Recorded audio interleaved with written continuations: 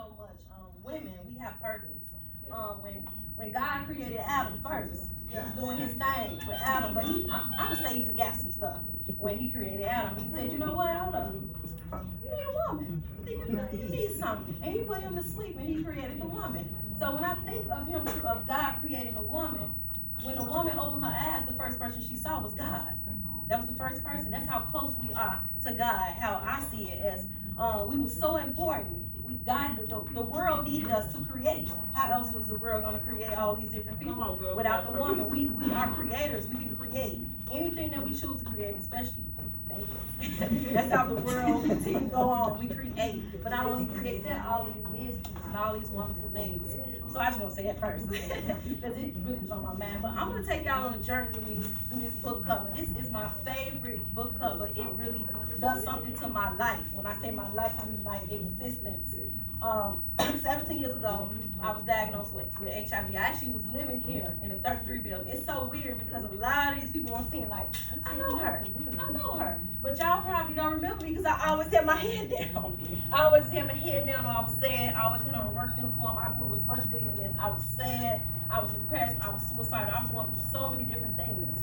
And maybe 2 years into it, I went to go see a psychiatrist. And as I used to go and sit with her, I see this picture on the wall. As I talked, I looked at the picture on the wall and it was stairs.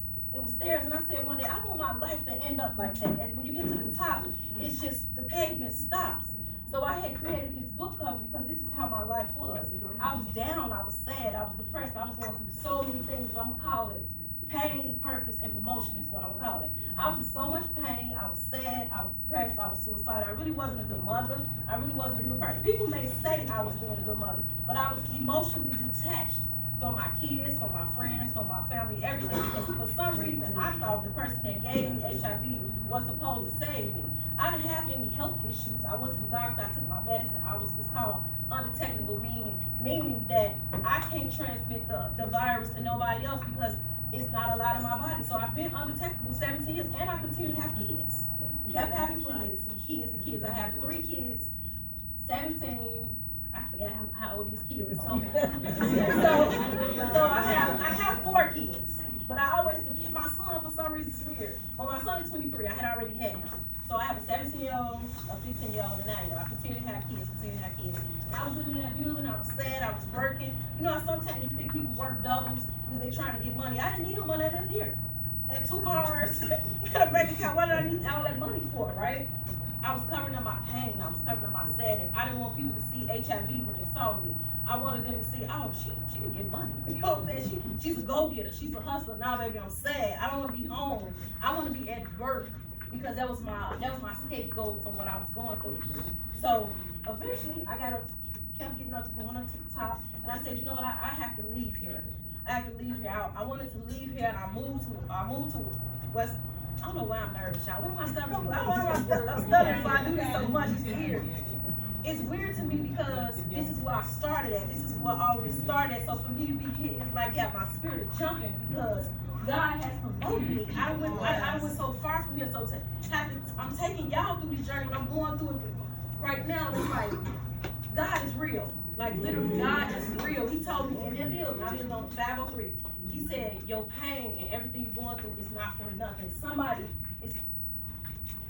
Your story is going to touch people all over. I didn't know how. I told Cassandra, I used to tell her all the time, I want to write a book. I want a nonprofit. I want to do this. I did not know how to get there. I didn't understand it. But I believed God. I kept my faith.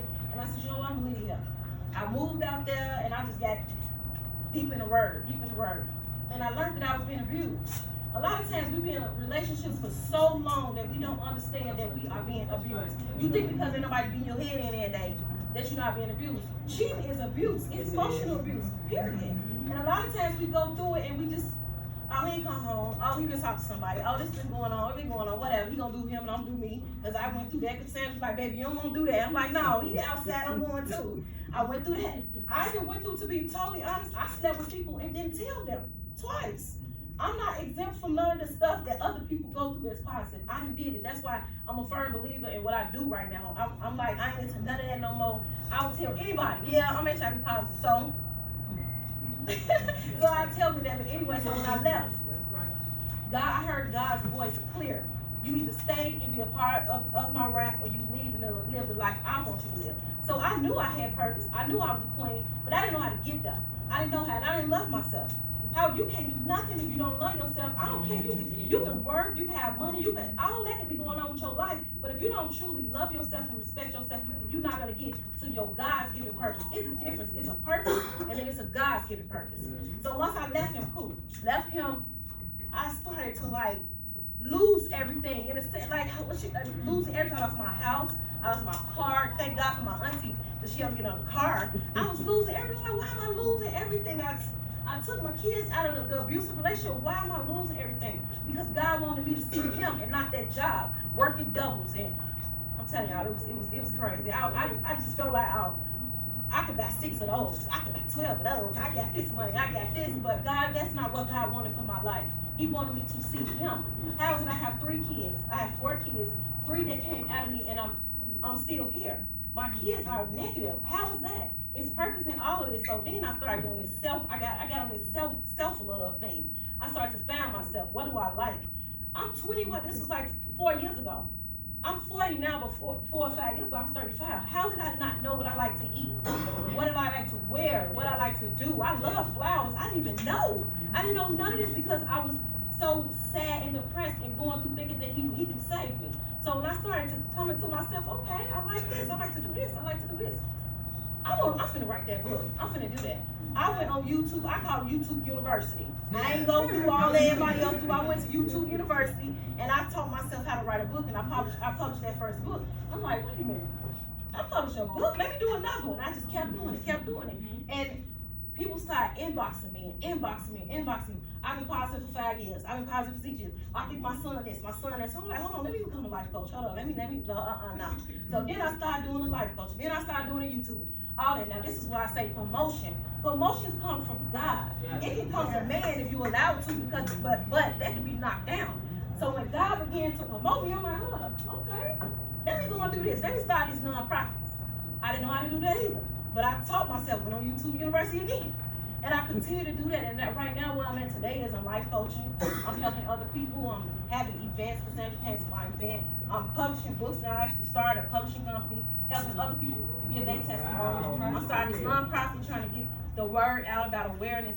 Bottom line is, I went from pain to purpose to promotion, all because of the way I started to look at life. I didn't want to be sad no more. I didn't want to be depressed no more. It's a reason why we're here. If all of us woke up this morning, it's a reason why we're here. We didn't just wake up for nothing.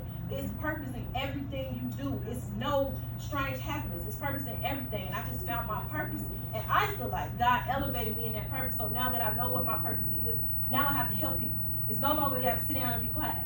I have to speak, I have to talk, I have to help other people. And that's what life is all about. We have to help each other. We have to come together and help each other. You know what I mean? Like, everybody going through something, but in a different way. But we all come together, talk, fellowship, and keep God in everything. Like, we try so hard to take God out of things. We have to put God in everything. And that's how we live in our purpose. Thank y'all.